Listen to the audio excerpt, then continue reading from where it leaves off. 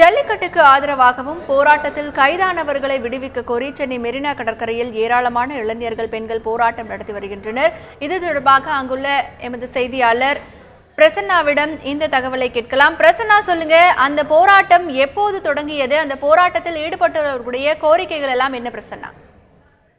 அதாவது இன்று காலை ஒரு 8:30 மணி அளவிலே சென்னை விவேகானந்தர் இல்லம் எதிரிலே உள்ள மெரினா கடற்கரை நடைபாதை மற்றும் அதை சுற்றியுள்ள பூங்கா ஆகிய பகுதிகளில் ஒரு 100-150 இளைஞர்கள் ஒன்றாக திரண்டு தங்களுக்கு உடனடியாக ஜல்லிக்கட்டை நடத்த வேண்டும், அதற்கான அனைத்து நடவடிக்கைகளையும் மத்திய மாநில அரசுகள் மேற்கொள்ள வேண்டும், குறிப்பாக அவசர சட்டத்தை பிறப்பிக்க வேண்டும், மேலும் தடையை மீறி ஜல்லிக்கட்டு நடத்தியவர்களை கைது செய்துள்ளனர், அவர்களை விடுதலை செய்ய வேண்டும் ஆகிய கோரிக்கைகளை முன்வைத்து இவர்கள் இந்த போராட்டத்தை துவங்கினர்.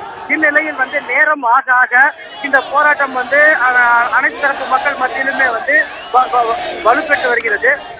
குறிப்பாக ஒரு தென் மாவட்டத்தைச் சேர்ந்த பலரும் இந்த போராட்டத்திற்கு ஆதரவு தெரிவித்து வருகிறார்கள் என்று கூற வேண்டும். இந்நிலையில் தற்போதைய சூழ்நிலையில் ஒரு பல்லாயிரக்கணக்கான மக்கள் இங்கே திரண்டிருக்கின்றனர். காலை 8:30 மணியில் ஒரு 100-150 பேருடன் துவங்கிய இந்த போராட்டம் தற்பொழுது ஒரு சில ஆயிரம் பேர் இங்கே குவியும் அளவிற்கு விரிவடைந்திருக்கிறது. இவ்வாறு நேரமாக பொதுமக்கள் மத்தியிலே ஆதரவு பெருகி வருகிறது. குறிப்பாக திரைத்துறையைச் சேர்ந்த டி. ராஜேந்தர், மயில்சாமி மற்றும் கவிஞர் சேகன் உள்ளிட்டோரும் இந்த போராட்டத்தில் ஈடுபட்டவர்களுக்கு ஆதரவு தெரிவித்து வருகின்றனர்.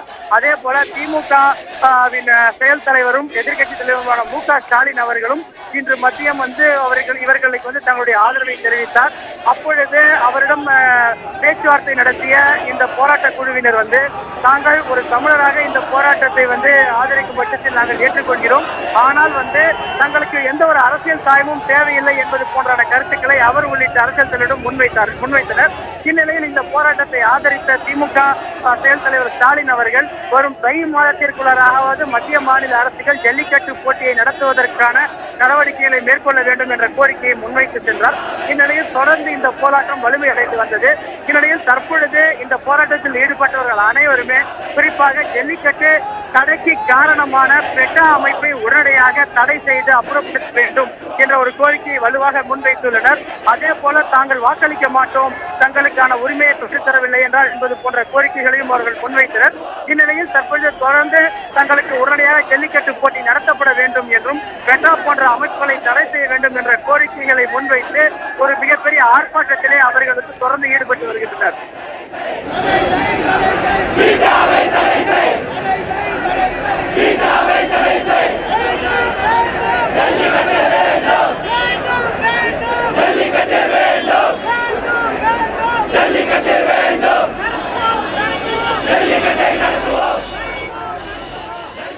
பிரசன்னா, இப்போ அங்கு நடைபெற்றுக் கொண்டிருக்கக்கூடிய போராட்டத்திற்கு வேறு ஏதாவது அமைப்பினர் தங்களுடைய ஆதரவை தெரிவித்திருக்கிறார்களா? அதாவது இது அமைப்பு ரீதியான ஆதரவு என்று இல்லாமல் ஒரு பொதுமக்களாகவும் இந்த போராட்டத்தை தெரிந்து கொண்டு தகவல் அறிந்து கொண்டு வந்தவர்களாகவுமே பலர் திரண்டு கொண்டிருக்கிறார். குறிப்பாக புதுக்கோட்டை மற்றும் அதை தாண்டிய தென் மாவட்டங்களுடைய பல்வேறு பகுதிகளில் இந்த காலையில் இருந்தே பேருந்தை எல்லாம் பிடித்துக் கொண்டு இங்கே இந்த ஒரு போராட்டத்திற்கு ஆதரவு தெரிவிக்கின்றனர். இந்த ஆர்ப்பாட்டத்தில் ஈடுபட்டவர்களில் பெரும்பான்மையானோர் கருப்பு சட்டை அணிந்துள்ளனர். குறிப்பாக இந்த முறை ஜல்லிக்கட்டு நடைபெறாமல் இருந்ததற்கு தங்களுடைய கண்டனத்தை தெரிவிக்கும் வகையிலே இந்த ஒரு கருப்பு சட்டை அணிந்து அவர்கள் போராடி வருகின்றனர். முக்கியமாக எந்த ஒரு அமைப்பு, எந்த ஒரு இயக்கம், அப்படிப்பட்ட எந்த ஒரு அடையாளமும் இல்லாமல் முகநூல் பக்கத்திலே ஒரு தகவலை தெரிவித்து அதன் மூலம் ஒரு 3 பேர் பலரை ஒருங்கிணைத்து திடீரென்று நடத்திய இந்த ஆர்ப்பாட்டமானது தற்பொழுது நேரம் ஆக வலிமை பெற்று வருகிறது என்று கூறலாம். அந்த வகையில் இது ஒரு பொதுவாக பரவலாக அனைத்து தரப்பு மக்களையும் ஈர்த்திருக்கும் ஒரு போராட்டம் என்று நாம் எடுத்துக்கொள்ளலாம். பிரசன்னா, அங்க இப்போ காவல்துறையினரின் பாதுகாப்பு எப்படி இருக்கிறது? அதாவது இந்த போராட்டத்தை பொறுத்தவரை பல மணி நேரம் நடைபெற்ற போராட்டமாக இருந்தாலும் கூட இந்த போராட்டத்தால் பொதுமக்களுக்கோ இந்த போக்குவரத்திற்கோ எந்த ஒரு பாதிப்பும் ஏற்படவில்லை. குறிப்பாக சென்னை கடற்கரை பகுதியில் உள்ள அந்த பிரதான சாலையிலே போக்குவரத்து சீராக இயங்கிக் கொண்டிருக்கின்றனர். அதை ஒட்டி இருக்கிற பகுதிகளில் தான் தற்பொழுது இந்த ஆர்ப்பாட்டமானது தற்பொழுது நடைபெற்று வருகிறது. எனவே அவர்கள் அந்த நடைபாதை எல்லையை தாண்டாமல் போராட்டத்தில் ஈடுபட்டும் காரணத்தால் அங்கே ஒரு 15-20க்கும் மேற்பட்ட காவல்துறையினர் அவர்களை சுற்றி நின்று அந்த போராட்டத்தை ஒழுங்குபடுத்தும் சில நடவடிக்கையில் ஈடுபட்டு வருகின்றனர்.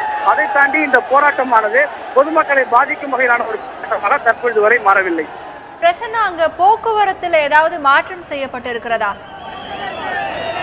போக்குவரத்து மாற்றம் செய்வதற்கு ஒரு சூழலும் இல்லை, அதே போல அதற்கான ஒரு வழியும் பெரிய அளவில் இல்லை என்று கூற வேண்டும். ஏனென்றால் இந்த காமராஜர் சாலையில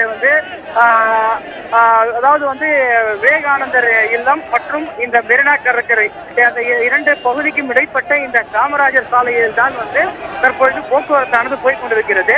எனவே அந்த விவேகானந்தர் இல்லத்திற்கு எதிராக உள்ள இந்த மெரினா கடற்கரை நடைபாதையில் தான் இந்த ஒரு ஆர்ப்பாட்டமானது தற்பொழுது நடைபெற்று வருகிறது.